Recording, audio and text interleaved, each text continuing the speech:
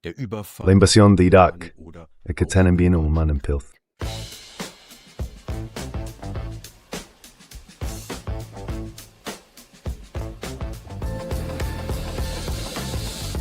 Gegen den Strom. Zur Sache. Erstens. Gruß von der Heimatfront. Primero, un saludo desde el frente interno. El ataque de Estados Unidos e Israel contra Irán, el 28 de febrero de 2026, es una guerra de agresión contraria al derecho internacional. No hay ninguna duda al respecto. Aunque la prensa propagandística intente presentar la ofensiva como un ataque preventivo, y aunque la mayoría de la población prefiera creer el cuento mediático y ahistórico de que no había alternativa, uno de los primeros objetivos fue una escuela primaria para niñas. El resultado, 165 niñas muertas. Un crimen de guerra, sin duda. Si se aplicaran las normas de los juicios de Nuremberg, Donald Trump, Bibi Netanyahu y su camarilla acabarían en la horca.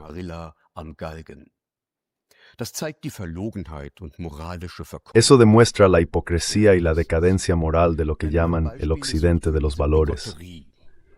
Si uno busca ejemplos de esa doble moral de los campeones alemanes de los valores, basta con mirar a Kiel. El rectorado de la Universidad Christian Albrechts, con motivo del 4º aniversario de la invasión rusa de Ucrania, envió una circular en la que cito: "Los estudiantes de la Universidad Christian Albrechts quedan afectados. También se ven afectados los programas de estudios conjuntos. Los estudiantes de la Universidad Christian Albrechts siguen sin poder realizar estancias en Rusia. Los viajes de trabajo a Rusia continúan prohibidos debido a la situación actual".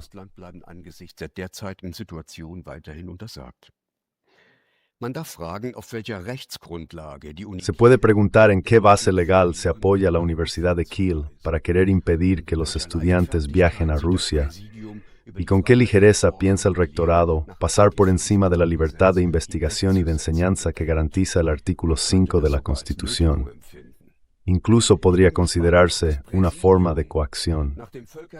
Tengo curiosidad por ver si, después del ataque ilegal de Estados Unidos e Israel contra Irán, el rectorado también prohibirá a los estudiantes viajar a esos países o suspenderá toda colaboración con ellos. Pero me temo que eso no ocurrirá. Esto demuestra la hipocresía de los moralistas en los aparatos ideológicos de la guerra propagandística, entre los que también se encuentra la Universidad de Kiel.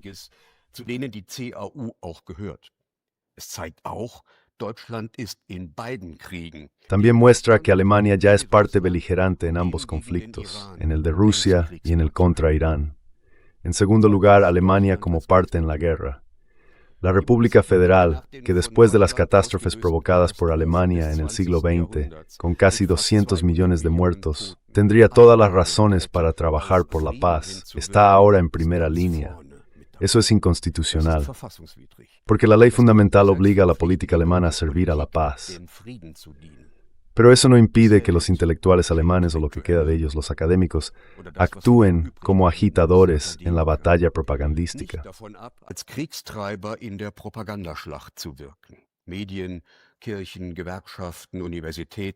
Los medios, las iglesias, los sindicatos y las universidades actúan como dignos herederos de la Inquisición. Así lo demostró también la Universidad de Kiel, con mi despido como profesor asociado, que por cierto el Tribunal Administrativo de Schleswig declaró claramente ilegal. El filósofo italiano Antonio Gramsci lo señaló con toda razón. En tiempos de crisis, los intelectuales europeos ya no representan la conciencia cultural ni la autocrítica de la clase dominante. Han vuelto a convertirse en agentes directos de esa misma clase. El canciller federal Friedrich Merz declaró el 1 de marzo de 2026 su pleno apoyo político a la guerra de agresión contraria al derecho internacional. En una grotesca inversión entre víctima y agresor, exigió a Teherán que pusiera fin a la escalada. Die Eskalation zu beenden. Das ist Propaganda. Eso es propaganda. En realidad, se trata de una guerra planificada desde hace tiempo para imponer un cambio de régimen. Merz no ocultó que Berlín comparte ese objetivo. Dijo, por eso, ahora no es el momento de dar lecciones a nuestros socios y aliados. Con eso, el imperialismo alemán deja claro abiertamente que está dispuesto a pasar por encima del derecho internacional cuando se trata de intereses fundamentales, que si es necesario, deben imponerse por la fuerza militar, como él mismo dijo. El portal Forum Geopolítica comentó: a veces la verdad sale a la luz cuando dejas hablar a un necio. La declaración de Merz, en la que afirma haber sido informado con antelación sobre el ataque, demuestra hasta qué punto la República Federal está directamente implicada en la planificación estratégica.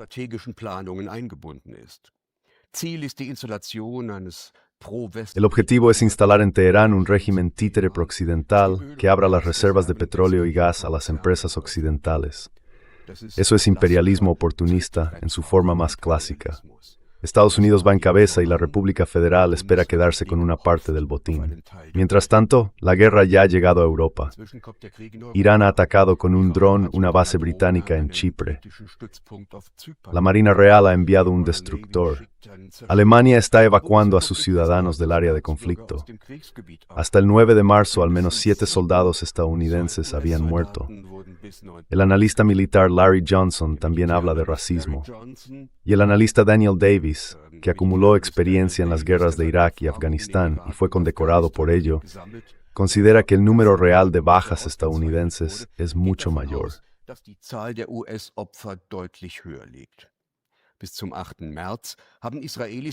Hasta el 8 de marzo, según la Media Luna Roja, israelíes y estadounidenses habían matado a más de 1.330 civiles en Irán, más víctimas civiles que en un año entero de guerra en Ucrania. Se desconoce el número de heridos en el lado estadounidense, pero precisamente para casos como este, el ejército de Estados Unidos construyó en Weilerbach, cerca de Ramstein, el hospital militar más grande fuera del país. Para el Mando Central de Estados Unidos, responsable de Oriente Medio y por tanto también de Irán, Alemania es un punto logístico clave. El número de vuelos desde la base aérea de Ramstein y desde la de Spangdahlem aumentó drásticamente durante los preparativos del ataque. Cita. Die von der Bundeswehr mitgenutzten Stützpunkte in Erbil, im Irak und Al-Astaq in Jordanien wurden angegriffen. Deutschland, Frankreich und Großbritannien haben eine Erklärung veröffentlicht, der zufolge sie die notwendigen Maßnahmen ergreifen, um die eigenen Interessen und die der Verbündeten in der Region zu verteidigen. Zitat: Dies kann potenziell auch, falls notwendig, das Esto podría incluir, si fuera necesario, permitir medidas defensivas militares proporcionales, con el fin de destruir en su origen la capacidad de Irán para lanzar misiles y drones. Es una amenaza abierta, apenas disimulada. Aún no está claro si los aviones cisterna alemanes participarán indirectamente en esas operaciones. Todo esto tiene poco que ver con la preservación de la paz, como dice la Constitución. Mientras tanto, la mayoría de la población sigue en una especie de letargo. La negativa a reconocer que este país se está viendo cada vez más arrastrado a las guerras de Estados Unidos es el arma más poderosa de los belicistas. A través de una simulación de democracia y de una guerra cognitiva, es decir, un ataque a la mente, han conseguido en gran medida adormecer a la mayoría.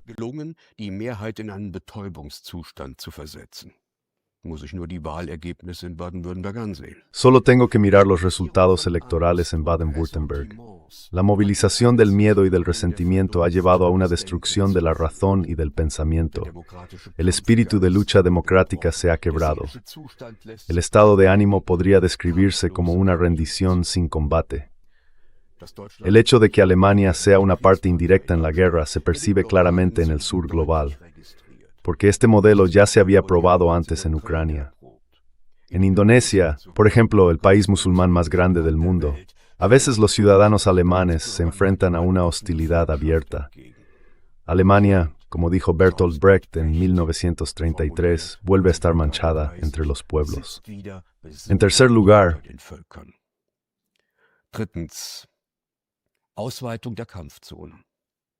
expansión de la zona de combate.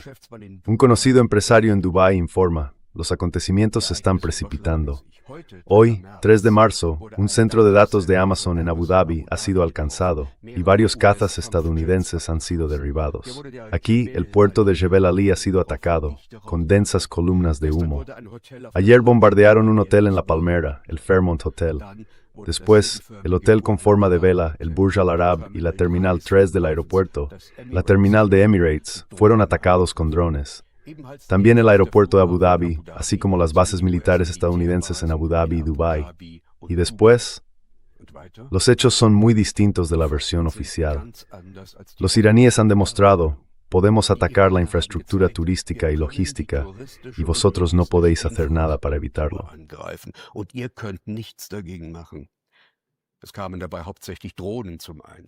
Se usaron sobre todo drones. Desde mi apartamento tengo una vista de todo Dubái. Supongo que los iraníes, con esas primeras oleadas, querían agotar los interceptores para que la defensa lanzara sus misiles antes de que llegaran los ataques más grandes. Uno de los golpes más fuertes fue contra el puerto de Jebel Ali, porque allí hay mucho material militar estadounidense. Es el puerto más grande de los Emiratos y todavía sigue ardiendo. Lo curioso es que no sonó ninguna alarma aérea, nada. Fue bastante extraño. El exanalista de la CIA Larry Johnson y el antiguo inspector de armas Scott Reeder confirman que los iraníes destruyeron en el puerto precisamente los almacenes donde la CIA guardaba equipos de Starlink.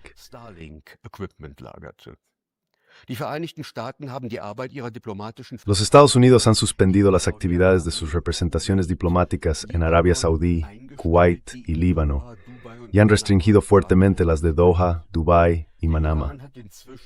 Irán ha atacado ya 25 bases estadounidenses, según la Naval Support Activity de Bahrein, donde se encuentra la base de la Quinta Flota de Estados Unidos. Esa base ya no puede utilizarse. El grupo de portaaviones desplegado al sur de Irán ha tenido que ser desplazado unos 1000 kilómetros mar adentro.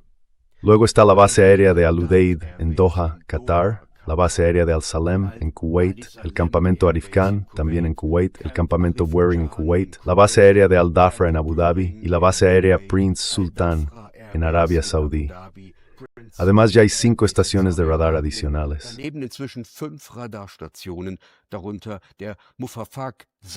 Entre ellos, la base aérea Muwafaq Salti en Jordania y el sistema Army Naval Transportable Radar Surveillance and Control modelo 2, lo que en la práctica limita mucho las capacidades de alerta temprana de Estados Unidos.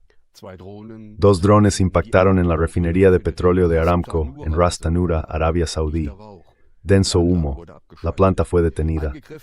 También fueron atacados una central eléctrica en Qatar y una instalación energética de Qatar Energy. La empresa estatal suspendió la producción de materiales como polímeros, metanol y aluminio tras los ataques con misiles iraníes, después de que ya hubiera paralizado la producción de gas natural licuado por los ataques a sus instalaciones.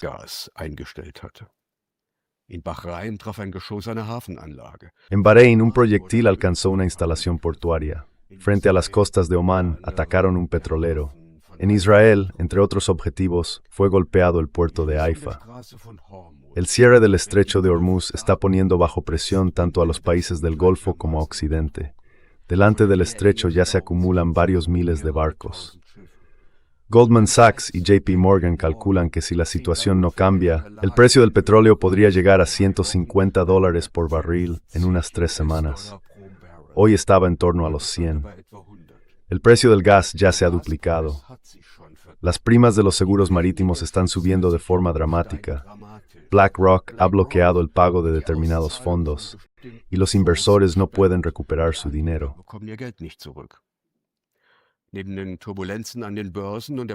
Además de la inestabilidad en los mercados bursátiles y del bloqueo del transporte de petróleo y gas, los países del Golfo dependen de las importaciones de alimentos.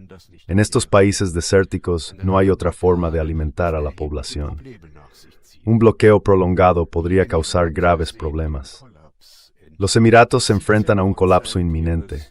El 17% de su Producto Nacional Bruto proviene de la aviación y el 24% del sector inmobiliario.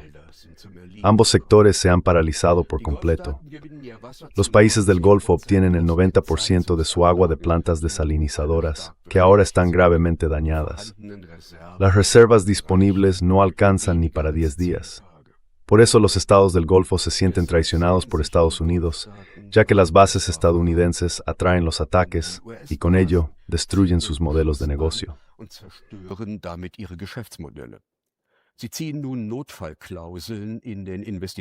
Han activado ahora las cláusulas de emergencia en los contratos de inversión con Occidente, han detenido los suministros y van a intentar impedir la presencia estadounidense en el Golfo.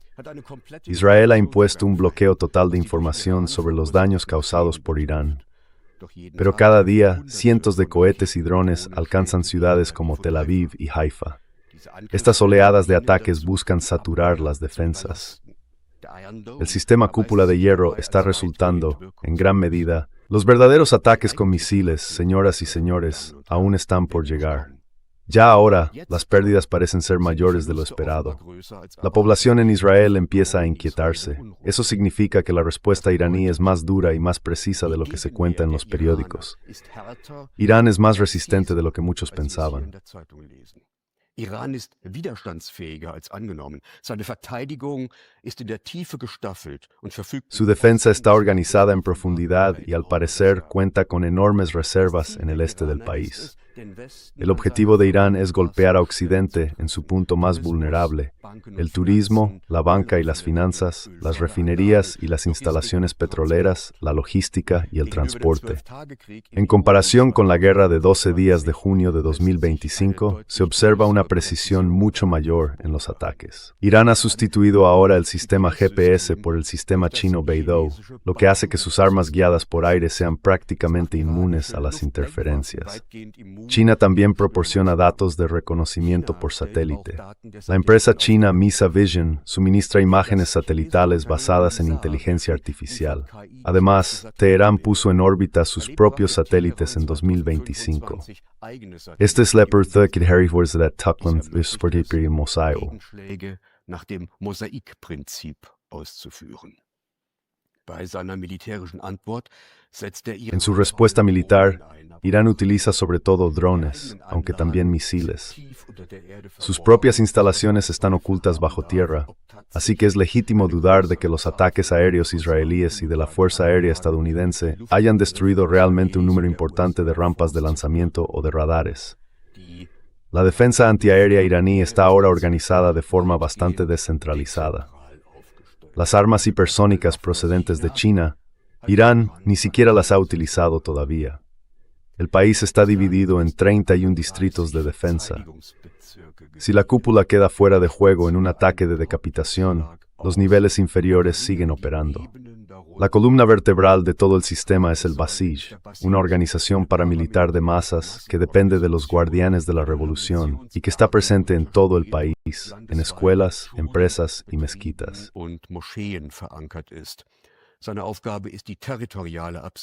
Su tarea es garantizar la seguridad territorial. De ese modo, cada provincia puede funcionar en esencia como un campo de operaciones independiente. Este principio, en forma de mosaico, actúa como una especie de seguro estratégico. Así, incluso la eliminación de la élite, incluido el líder supremo Ali Khamenei, pierde el efecto que se pretendía.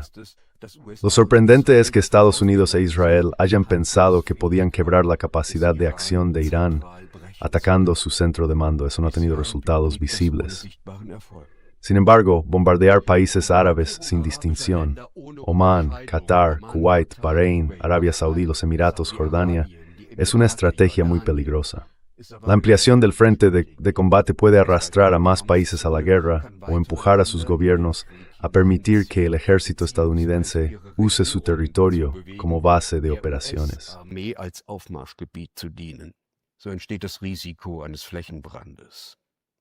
Así surge el riesgo de un incendio generalizado. Irán ha rechazado un alto el fuego.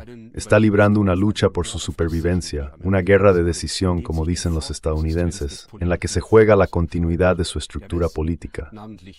Occidente, concretamente Israel y Estados Unidos, libra una guerra de elección, un conflicto provocado deliberadamente y preparado durante mucho tiempo. Occidente fue quien inició la guerra.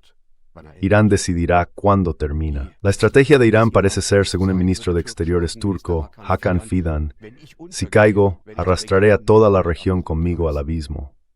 En la guerra de 12 días del año 2025, Pakistán amenazó con usar armas nucleares si Israel las utilizaba primero.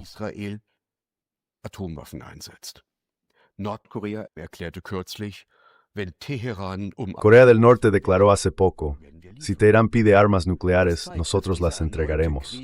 Eso demuestra que esta nueva guerra contra Irán es como bailar sobre un volcán. La estrategia de Estados Unidos e Israel. Estados Unidos quiere, como explicó el presidente Trump, forzar un cambio de régimen con un golpe de decapitación, sigue un patrón muy claro. Ya sea el ataque contra la residencia del presidente ruso, Vladimir Putin, que solo pudo llevarse a cabo con apoyo de la CIA y el MI6, o la destitución del presidente de Venezuela, Nicolás Maduro, que se planificó con mucha antelación, o este nuevo ataque contra Irán. En todos los casos, la ofensiva se produce mientras las negociaciones siguen en marcha.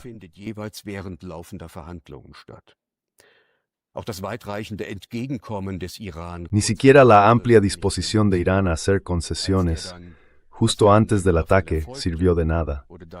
Cuando finalmente se produjo la agresión, quedó claro que nunca se trató de negociar. Eso significa que para Washington la diplomacia se ha degradado hasta convertirse en una maniobra de engaño. Se negocia solo para aparentar.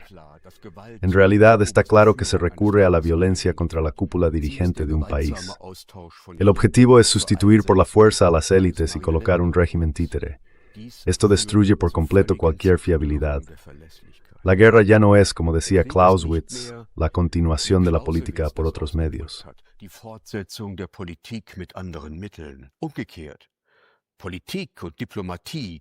Al revés, la política y la diplomacia se han convertido en una función de la guerra.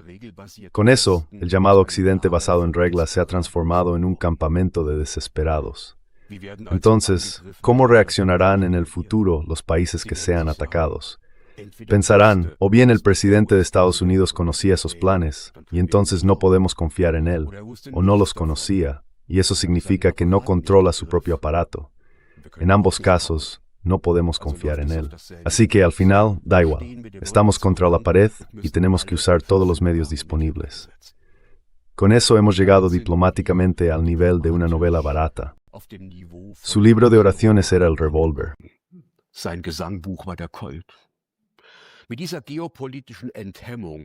Con esta desinhibición geopolítica, Occidente bajo liderazgo estadounidense ha destruido el derecho internacional.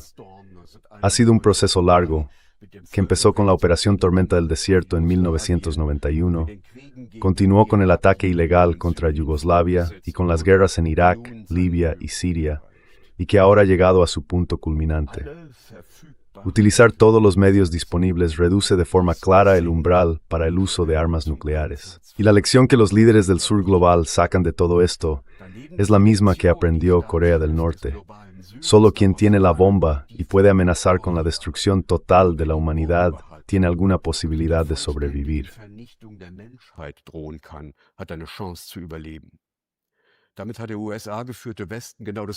Con eso, Occidente, liderado por Estados Unidos, ha conseguido justo lo contrario de lo que supuestamente quería lograr: evitar que Irán adquiera la capacidad de fabricar armas nucleares. A diferencia de Israel, Irán sí firmó el Tratado de No Proliferación Nuclear. Además, los estadounidenses y los israelíes, con el asesinato selectivo de Jamenei, eliminaron precisamente al líder iraní que por motivos religiosos había renunciado a la bomba atómica. El próximo quizás saque otras conclusiones del Corán. Pero el ataque de Estados Unidos a Israel no tiene que ver desde luego con el programa nuclear. Ese programa lleva años bajo el control del Organismo Internacional de Energía Atómica. Irán ha declarado en repetidas ocasiones que renuncia a fabricar una bomba nuclear.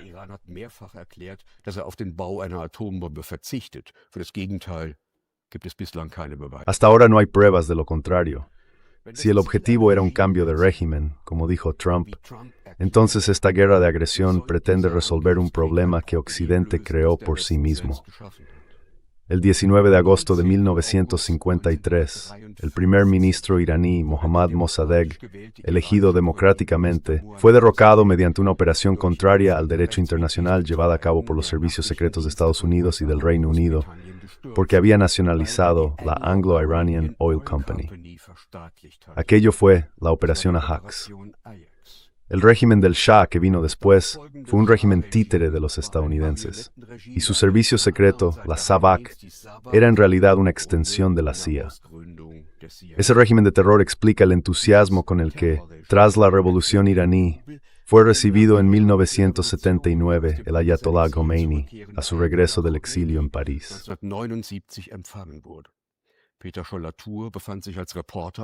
Peter Scholl-Latour estaba a bordo del avión como reportero, pero regresó de inmediato, porque en el helicóptero de Khomeini ya no quedaba sitio, y se dio cuenta enseguida de que no podría salir de aquella multitud. Preparó su reportaje después, tras aterrizar en París. El primer ministro Abolhassan Bani Sadr, elegido democráticamente y un intelectual de gran formación, empezó a sufrir la presión de los musulmanes radicales. Tuvo que huir y desde entonces vivió en Versalles. Allí pude entrevistarlo en varias ocasiones, entre otras cosas sobre la cuestión del caso Irán-Contra y el comercio internacional de armas.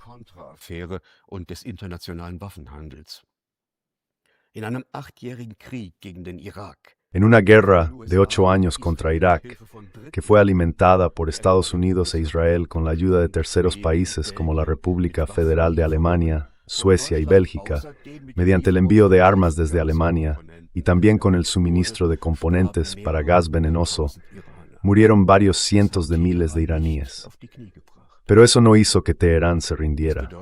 Esto significa que Washington no entiende el carácter de esa guerra. Los analistas de despacho allí, según el coronel Lawrence Wilkerson, antiguo jefe de gabinete en el Departamento de Estado estadounidense, no tienen ni idea de la capacidad de resistencia de los 90 millones de iraníes, porque Estados Unidos e Israel no tienen un plan B. No saben qué hacer si el golpe de decapitación no logra derribar a la élite iraní.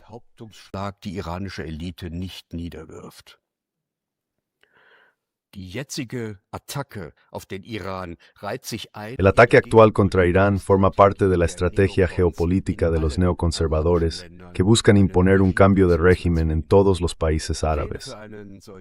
Los planes para un cambio de régimen en Irán existen desde el 11 de septiembre de 2001. El Pentágono, la CIA y el ejército estadounidense llevan años trabajando en ello. Solo faltaba el momento adecuado, como explicó claramente el general Wesley Clark en 2007. Se trata, por tanto, de una estrategia a largo plazo de Estados Unidos que no depende de quién ocupe la presidencia. En esa lista figuraban Afganistán, Irak, Siria, Líbano, Libia, Somalia, Sudán y, por último, Irán, el único país que aún no había sido llevado al caos. Según el economista estadounidense Jeffrey Sachs, este ataque responde a una estrategia que tiene al menos 30 años. Él afirma que Estados Unidos e Israel buscan la hegemonía en Asia Occidental. Y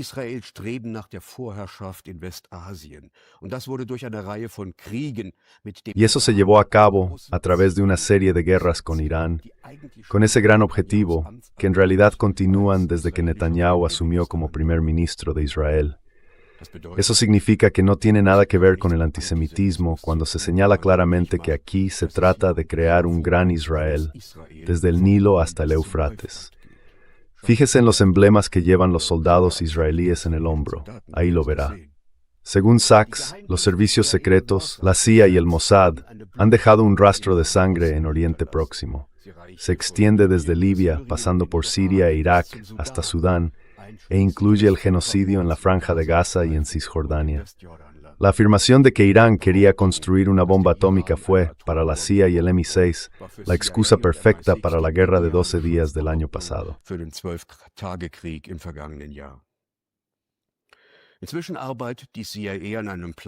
Mientras tanto, la CIA está trabajando en un plan para armar a las tropas kurdas y provocar una insurrección. Los kurdos deberían mantener ocupadas a las fuerzas iraníes en la frontera para facilitar posibles protestas en las grandes ciudades. Eso es una muestra de debilidad. Como no se ha conseguido derrocar al gobierno, arrastrar a Irán a una guerra civil. Pero implicar a los kurdos probablemente obligará a Ankara a reaccionar y podría desatar un incendio regional. Según informó el Washington Post, se canceló una maniobra de la 82ª Brigada Aerotransportada del Ejército estadounidense, una unidad especializada en operaciones terrestres difíciles. En el equipo de Trump se está considerando ocupar la isla de Karg con su terminal petrolera.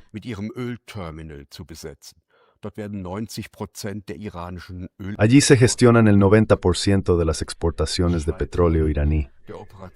El fracaso de la operación Decapitación llevó a la conclusión de que serán necesarias tropas terrestres para provocar el colapso económico de Irán.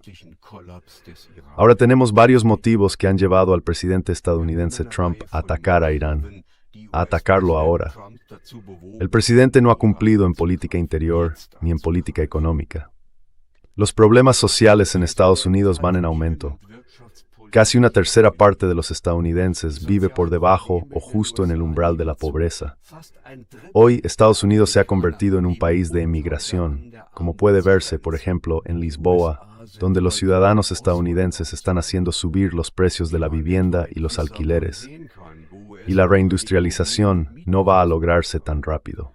Auch die Reindustrialisierung wird so schnell nicht gelingen. Es dauert Jahre, Unternehmen ins Land zu holen. Se tarda años en atraer empresas al país porque faltan trabajadores cualificados.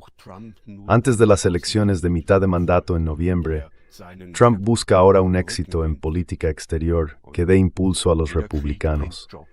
Y cada guerra genera empleos en la industria armamentística. Con eso, Trump respalda los sueños de gran potencia del primer ministro israelí Netanyahu. Así también responde a la influencia del lobby judío en Estados Unidos, que ha contribuido a financiar su campaña electoral. Estamos viendo, por tanto, un precedente de política interna. Pero hay más factores. Israel considera a Irán una amenaza existencial, porque Irán puede influir en la situación de la región a través de Hezbollah o de los rebeldes hutíes.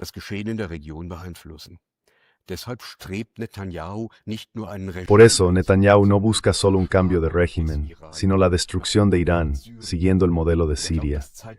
Y cree que la ventana de oportunidad se está cerrando.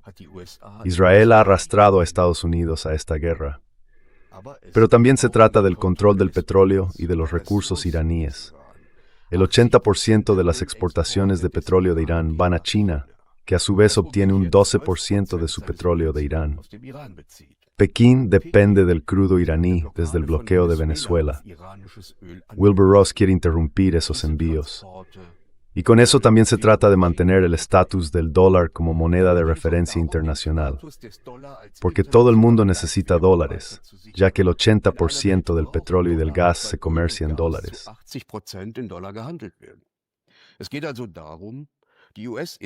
En resumen, se trata de proporcionar a la industria estadounidense nuevos recursos a bajo coste para mejorar así las condiciones de explotación y la rentabilidad del capital financiero de Estados Unidos.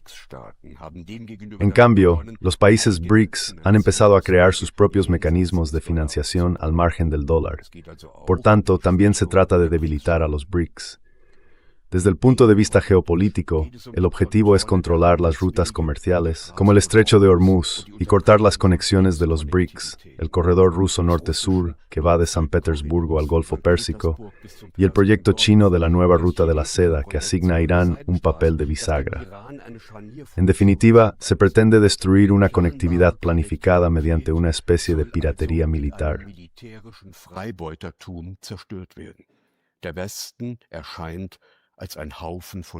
Occidente aparece como un grupo de estados canallas. En conjunto, el ataque de Israel y de Estados Unidos no se dirige solo contra Irán, sino también a impedir el ascenso de China como principal competidor de Estados Unidos. La actuación política de Donald Trump no es en absoluto arbitraria ni imprevisible. Más bien se trata de una estrategia de caos calculado. Declaraciones contradictorias, giros inesperados, contradicciones entre lo que se dice y lo que se hace, y amenazas propias de una pelea de bar. El objetivo es generar incertidumbre, destruir deliberadamente las normas internacionales y crear una esfera de anarquía para provocar el caos. Demgegenüber planen Russland und China ihre En cambio, Rusia y China planifican sus inversiones a largo plazo. Su estrategia pretende ser frustrada mediante la creación constante de caos e imprevisibilidad.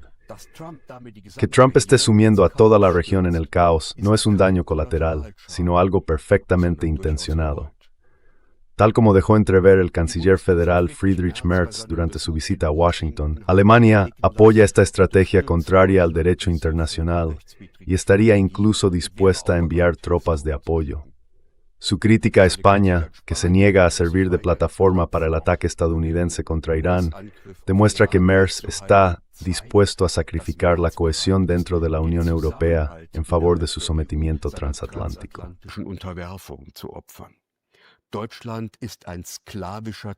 Alemania se ha convertido en una correa de transmisión servil de Washington. Cualquier taxista de Sri Lanka lo entiende, así que no debería sorprendernos que allí y en otros lugares se trate a los alemanes en consecuencia. Las élites alemanas, corrompidas por el vínculo transatlántico, parecen disfrutar de su papel de administradores. El gobierno federal da la impresión de ser una fuerza de ocupación en su propio país, actuando contra los intereses de su propia gente. Hoy uno hay que sentir vergüenza de ser alemán en el mundo.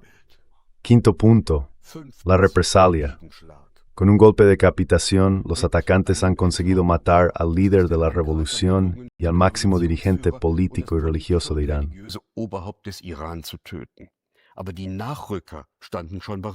Pero los sustitutos ya estaban preparados, así que el golpe de decapitación ha fracasado. Este tipo de ataques rara vez logran el resultado que se busca. Más bien, hacen que el conflicto escale y generan caos. Ese golpe no va a cambiar el sistema político de Irán. No va a rendirse. Al contrario, la Guardia Revolucionaria va a reforzar su control del poder. El analista Daniel Davis considera que Khamenei podría haberse sacrificado voluntariamente para convertirse en mártir. Con el asesinato selectivo, el apoyo a Irán se ha fortalecido tanto dentro del país como en todo el mundo chií. Las crecientes protestas en los países musulmanes parecen confirmarlo.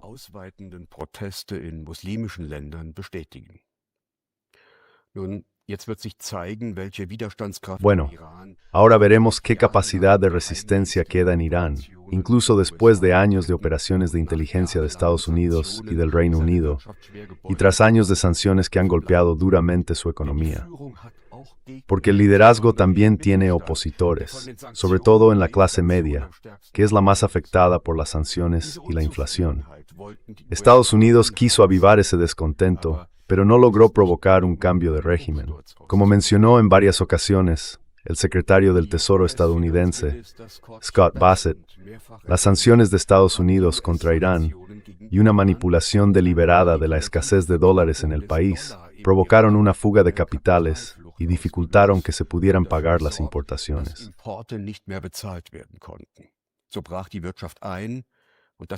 La economía se desplomó y eso llevó a la gente a salir a la calle. En total, 10 servicios de inteligencia extranjeros ayudaron a que las protestas, que al principio eran pacíficas, se volvieran violentas. Rusia es un socio importante de Irán, pero no tienen una alianza militar. Teherán también ha suministrado drones a Moscú para la guerra en Ucrania.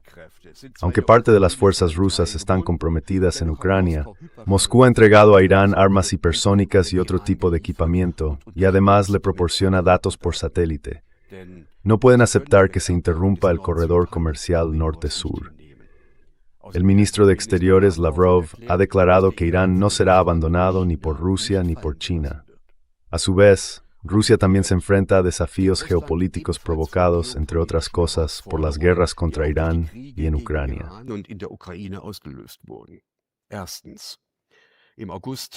Primero, en agosto del año pasado se estableció el llamado Corredor Trump para la paz y la prosperidad internacional a lo largo de la provincia sureña de Syunik en Armenia. Crea un corredor logístico de la OTAN que atraviesa el Cáucaso Sur hasta llegar a Azerbaiyán, aliado de Turquía, en el Mar Caspio, lo que supone una amenaza para el flanco sur de Rusia. Segundo, la nueva estrategia de seguridad de Estados Unidos asigna a Polonia el papel de ariete principal contra Rusia, apoyando así las ambiciones de poder de Varsovia. Desde la perspectiva rusa, esto representa una seria amenaza para Kaliningrado.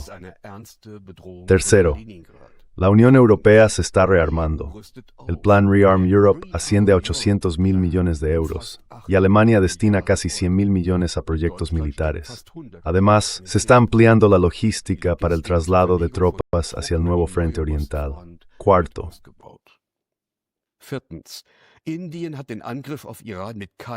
India no ha condenado el ataque contra Irán, ni con una sola palabra. El país se había vuelto a acercar a Estados Unidos a través de un acuerdo comercial. Eso podría reducir los ingresos petroleros de Rusia en varios miles de millones de dólares. Pero ahora, India vuelve a girar hacia Rusia en el negocio del petróleo.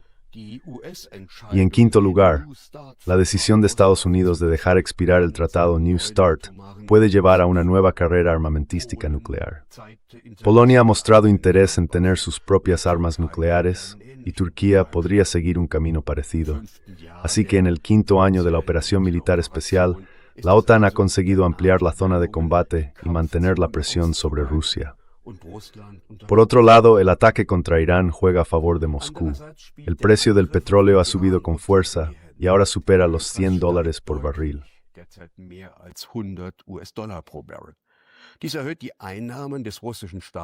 Esto aumenta los ingresos del Estado ruso y facilita la financiación de la guerra, pero también da un impulso a la economía rusa, porque la demanda de petróleo está subiendo. Además, la nueva guerra obliga a Washington a dividir sus fuerzas militares y su producción de armamento en varios frentes, reduciendo así el suministro a Ucrania. Esto da alas a aquellos sectores dentro del liderazgo colectivo ruso que defienden un avance hacia Odessa. Su objetivo es cortar a Ucrania del Mar Negro y crear un corredor hacia Transnistria. Pero el punto más importante es el cierre del estrecho de Hormuz. Eso bloquea alrededor del 20% de los suministros mundiales de petróleo y gas. Por eso los países del Golfo están reduciendo su producción de energía, ya que los almacenes están llenos.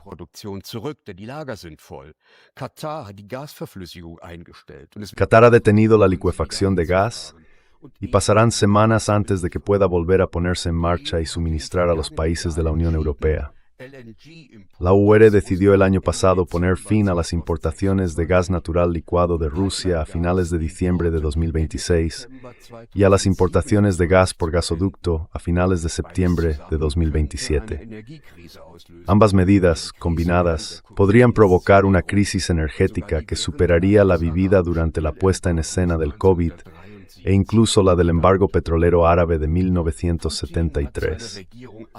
Putin ha ordenado a su gobierno que estudie si las exportaciones energéticas rusas pueden desviarse de Europa hacia Asia. Moscú se encuentra así en una posición clave.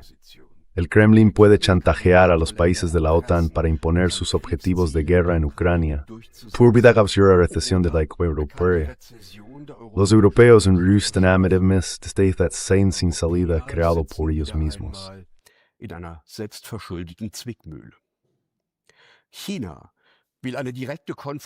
China quiere evitar una confrontación directa con Estados Unidos. Sin embargo, los puertos iraníes son un punto clave de la nueva ruta de la seda. Pekín necesita el petróleo iraní y tras la pérdida de Venezuela como socio energético, no puede permitirse perder otro. Por eso apoya a Irán de forma logística, con equipamiento militar y en la guerra de la información. China sigue suministrando armas, por ejemplo, 40 nuevos cazas. Con ello aplica exactamente la misma estrategia que Washington utiliza en Ucrania. Ser de facto parte del conflicto, pero sin una participación directa. Además, China dispone de otros instrumentos. Por ejemplo, podría reducir de forma drástica a finales de 2025 sus reservas de bonos del Tesoro estadounidense, que ascienden a $683.500 millones, y así dificultar la refinanciación del presupuesto de Estados Unidos.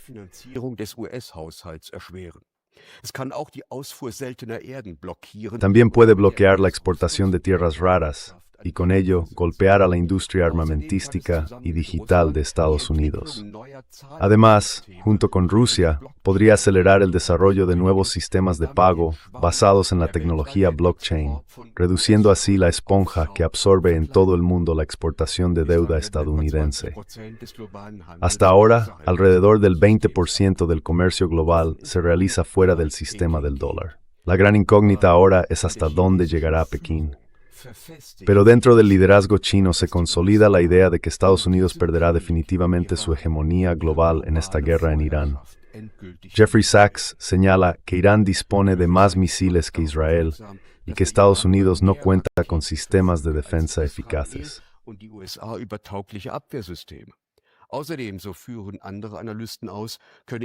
Además, según explican otros analistas, Irán podría producir más misiles y hacerlo más rápido que Estados Unidos. De nuevo, Jeffrey Sachs.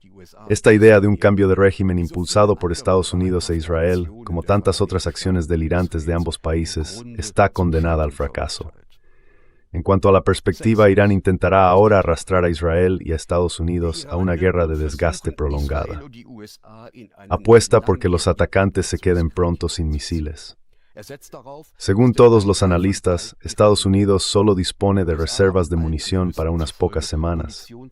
El exanalista de la CIA, Larry Johnson, escribe que si Irán lanzara 60 misiles balísticos al día, las fuerzas estadounidenses se quedarían sin misiles interceptores Patriot en unos 10 días.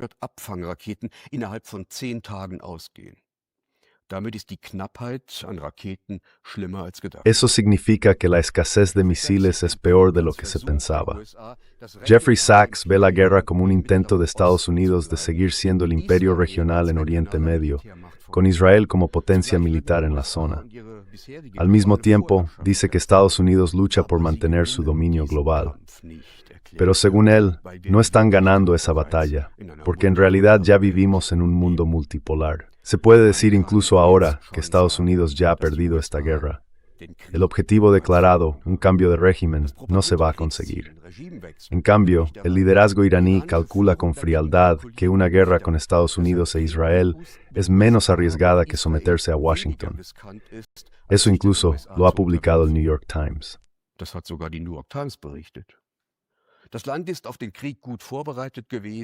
El país estaba bien preparado para la guerra y es capaz de resistir el conflicto durante un periodo prolongado. Pero si Irán no capitula, entonces Washington y Tel Aviv se verán en serios problemas. Esta guerra hará que Estados Unidos pierda a sus vasallos en el Golfo y con ello su dominio en la región. Para Irán, se trata de una crisis existencial, pero la superará para poder imponer sus propias condiciones en las negociaciones finales. En cambio, incluso los analistas estadounidenses consideran que su país no está en condiciones de soportar una guerra de desgaste prolongada. Además, según el Centro de Estudios CSIS, la operación militar ha costado en las primeras 100 horas $3.700 millones, casi 1.000 millones al día.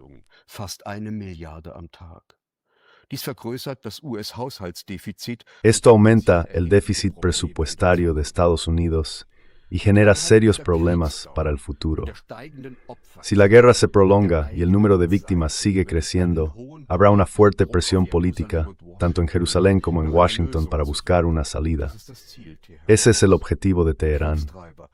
Los instigadores de la guerra, los que empujaron a Trump a atacar, acabarán culpando al presidente de que la victoria esperada no se haya conseguido. No creo que la población iraní se vuelva contra el régimen. La gente parece tener muy claro lo falsas que son las promesas de Estados Unidos. Ya tienen bastante experiencia en eso. Saben que tras un cambio de régimen, su situación no mejoraría.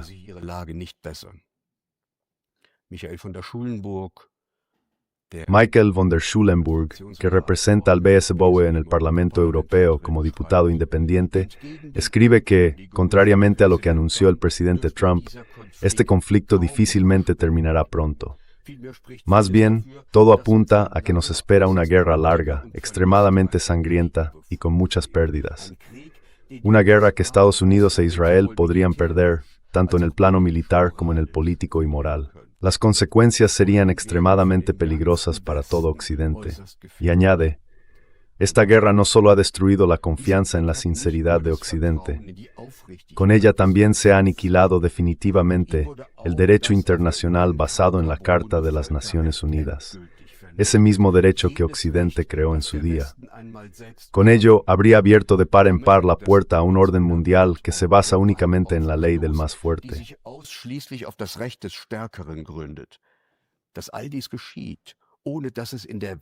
Que todo esto esté ocurriendo sin que haya una protesta en el mundo occidental dice mucho sobre el estado mental y moral de nuestras sociedades. Pero si Trump pierde la guerra, eso también tendrá consecuencias internas, porque entonces él y los republicanos serán castigados en las elecciones de medio mandato. Podría perder la mayoría en el Congreso y quedar políticamente sin apoyo. Desde el punto de vista geopolítico, el ataque a Irán acelera el declive de Occidente.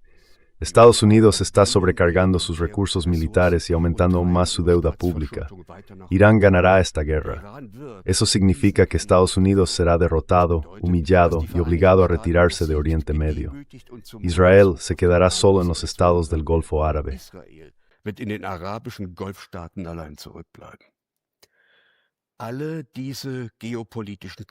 Todos esos conflictos y focos de tensión geopolíticos, Irán, Ucrania, el Cáucaso, el Mar Báltico, el Ártico, el Estrecho de Taiwán, están conectados entre sí. Estados Unidos y sus vasallos abren, uno tras otro, nuevos escenarios de guerra y sabotean cualquier intento de resolver los conflictos de forma pacífica, como ya hicieron durante las negociaciones de Estambul en la primavera de 2022. El objetivo es ampliar su propia zona de influencia, su propio territorio de control y contener a los adversarios estratégicos. Esto pasa por apropiarse de recursos extraterritoriales como el petróleo, el gas o las tierras raras y por ocupar rutas comerciales como en Panamá, donde BlackRock adquirió el año pasado la mayoría de la Panama Ports Company. Al mismo tiempo, esta estrategia empuja a Rusia, China y los países del grupo BRICS a estrechar aún más sus lazos estratégicos.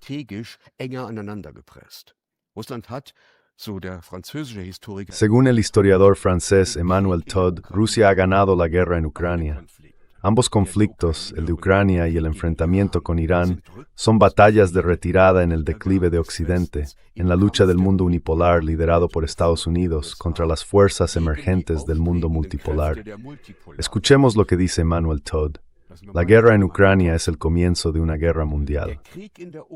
Una de las razones de la victoria de Rusia es que cuenta con el apoyo de China e India. Los países del grupo BRICS se posicionan del lado de Rusia frente a Occidente. La guerra en Ucrania se está convirtiendo en un conflicto global entre las antiguas colonias y el Occidente que las explotó. Y dentro de un Occidente en descomposición, los conflictos del pasado vuelven a resurgir.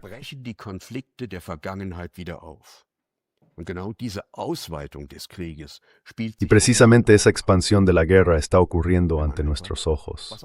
Pase lo que pase en Irán, la derrota de Occidente y de su civilización es inevitable. Trump no puede detener esa implosión, de hecho la está acelerando. Los chinos y los rusos están armando a los mulás, y los estadounidenses tuvieron que reconocer que un portaaviones no bastaba, ni siquiera dos. El régimen de Teherán no puede ceder, y Trump no puede renunciar a un ataque, porque eso sí le haría perder la cara. Así que, en este conflicto ninguna de las partes puede retroceder. Rusia tampoco, porque tanto en Ucrania como en Irán se trata de evitar una amenaza existencial por parte de Estados Unidos, la OTAN e Israel.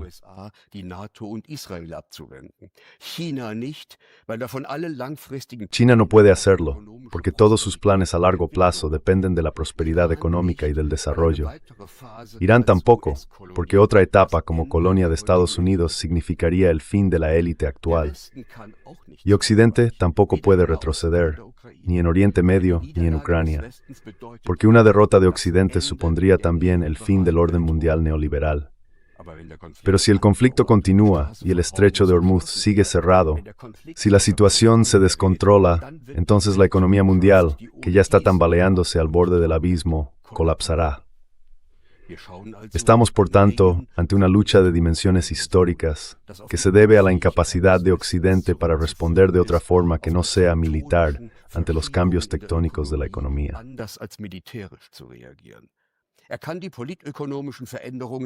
Ya no es capaz de adaptarse a los cambios político-económicos. Eso muestra la descomposición mental de las élites occidentales. Son incapaces de dirigir sus países, pero la mayoría de la población todavía las sigue. Y eso me lleva al séptimo punto. Alemania sin brújula. Alemania será, igual que Europa en su conjunto y los países del Golfo, la gran perdedora de esta guerra. El nuevo corte en el suministro de gas y petróleo seguirá empujando la economía hacia abajo. En el plano diplomático, Alemania muestra su bancarrota. Su prestigio en el mundo se ha perdido por completo. También hay que contar con una nueva ola de refugiados. El canciller Merz actúa como un agente de influencia de Estados Unidos.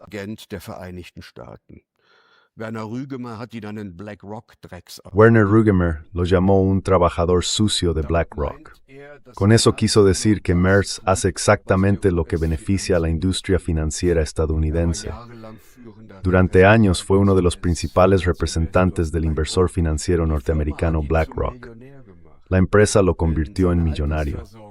Si su plan de jubilación está estructurado como suele hacerse en la dirección de las grandes corporaciones, entonces parte de él se basa en un fondo de acciones de BlackRock. Ese fondo gana valor cuando BlackRock obtiene grandes beneficios. Así que es fácil caer en la idea de que si algo es bueno para BlackRock y para Estados Unidos, también lo será para él, y por tanto, para Alemania. Todo esto, en cierto modo, queda reflejado en su visita a Washington.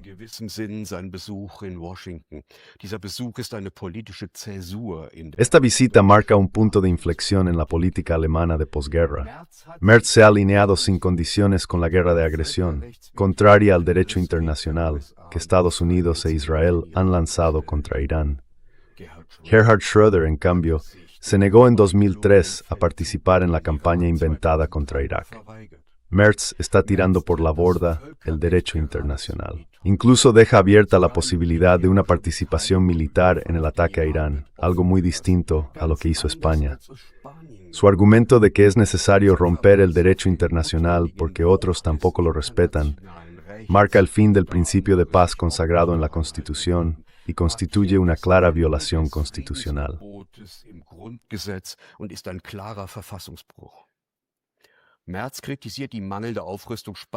Merz critica la falta de rearme de España en relación con los objetivos de la OTAN fijados por Estados Unidos.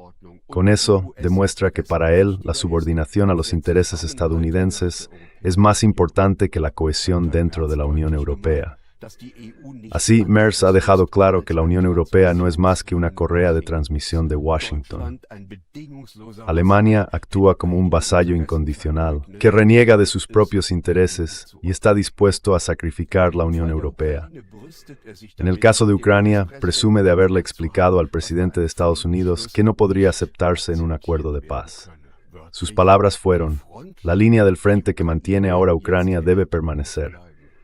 Con eso queda claro que no se pretende abrir negociaciones para poner fin a la guerra.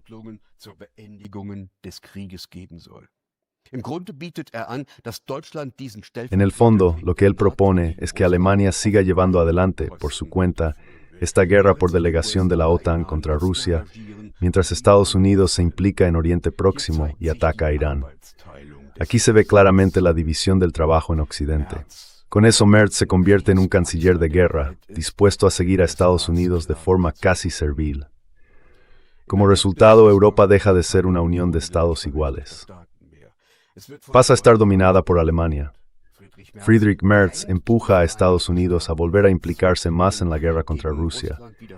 Alimenta la rusofobia entre los alemanes y crea una especie de síntesis perversa entre esa rusofobia y la crisis económica provocada por la guerra.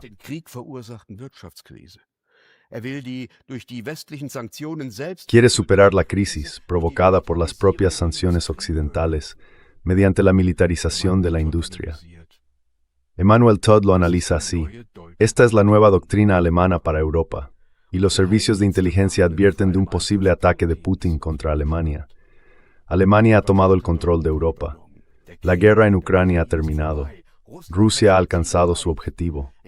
En este mundo sin amenaza rusa, las naciones están volviendo a emerger. It's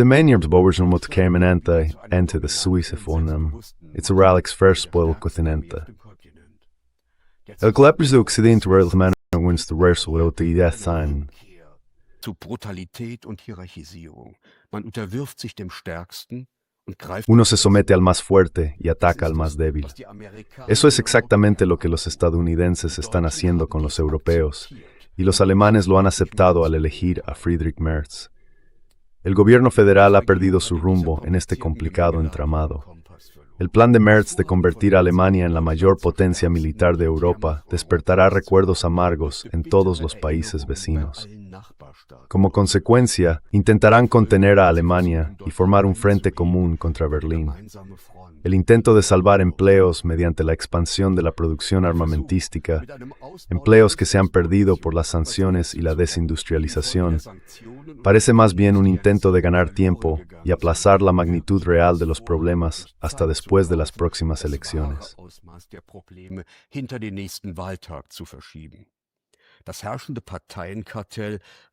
El cartel de partidos que domina el país ha llevado la economía alemana a un callejón sin salida. En lugar de corregir sus propios errores, nuestra élite política empuja a la gente cada vez más hacia la guerra de Ucrania y hacia los demás conflictos del Gran Hermano. Este rumbo acabará mal, ya sea en una agonía económica o en una guerra ampliada en Europa. Lo que estamos viendo aquí es el clásico desplazamiento de la agresión. Desarrollan problemas internos y un supuesto enemigo externo. El creciente sentimiento antirruso y el racismo que se extiende muestran el retroceso civilizatorio de Alemania, un regreso inminente a la barbarie.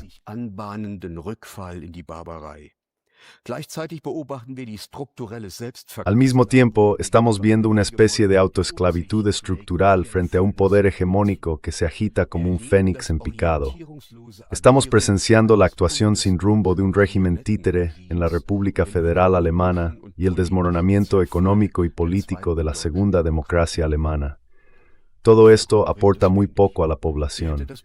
La gente tendría el mayor interés en que volviéramos a ser un pueblo de buenos vecinos, un pueblo que preserve la paz. Pero eso tendría varias condiciones. Primero, las personas tendrían que comprometerse con la paz con Rusia. Esa paz no llegará por sí sola, y el cartel de partidos gobernante, los que promueven la guerra, no hará nada por conseguirla.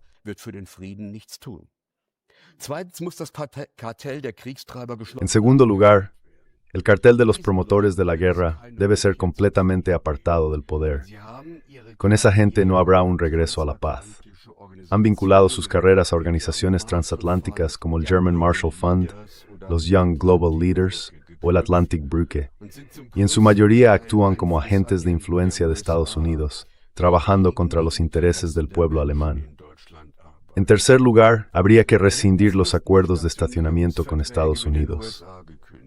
Alemania se ha convertido también en una plataforma para la guerra de agresión contra Irán. En esto deberíamos tomar ejemplo de España, en lugar de darle la espalda a Madrid. La OTAN se ha convertido ya en la alianza militar más peligrosa del mundo.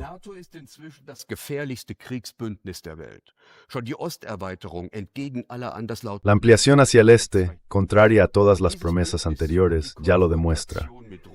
Esta alianza busca la confrontación con Rusia y sirve a Washington como instrumento para dividir el continente euroasiático en contra de sus propios intereses. Por eso, la salida de la OTAN, esa alianza militar, debe ponerse sobre la mesa. La Unión Europea ha renunciado a su pretensión de ser un proyecto de paz y se presenta como una despotía antidemocrática. En un informe del Congreso de Estados Unidos, se puede leer que Bruselas ha manipulado 8 elecciones, limita el espacio de debate público mediante medidas de censura y obliga a las grandes empresas digitales a moderar, es decir, a suprimir la información crítica con la Unión Europea.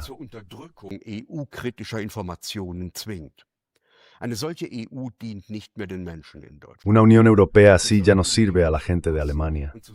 Deberíamos salir de la Unión y junto con naciones que siguen apostando por resolver los conflictos de forma pacífica como Eslovaquia y Hungría, buscar nuestro propio camino. Pero eso depende de que la población recupere su capacidad de actuar y de decidir por sí misma, que vuelva a tomar su destino en sus propias manos, en lugar de dejar la política en manos de los que promueven la guerra. Porque al final, son ellos que nunca acaban en las trincheras, ni mueren allí. Por eso digo, en la guerra de Ucrania y también en la de Irán, los que incitan a la guerra al frente.